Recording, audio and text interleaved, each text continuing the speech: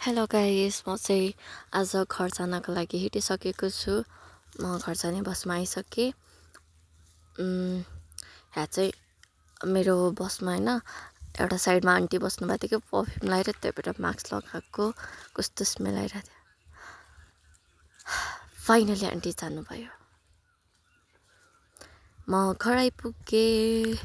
यो चाहिँ हाम्रो घरमा ठुलो फुलको बोर्ड छ हाम्रो घरको माथि, त्यो अब हामी हिँड्दैछु। यो चाहिँ मेरो घर, यता चाहिँ मेरो बाख्राको खोर, भैँसीको गोठहरू छ। यो जस्ताको चाहिँ घर आउने बित्तिकै मलाई बुवाले काम गराउनु भयो, त म हिँड्दैछु।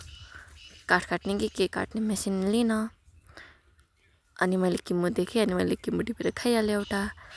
जाँदैछु। अब जाँदा छ नि, मैले अर्को रुख देख्छु, अनि त्यसबाट नि एउटा टिपेर खान्छु। जाँदा मैले ऐसेलुको रुख देखेँ। ऐसेलु नखाने त कुरै भएन, कति धेरै फलिरहेको थियो कि, कस्तो मिठो। अनि 2-4वटा टिपेर खाएर म फेरि हिँडेँ।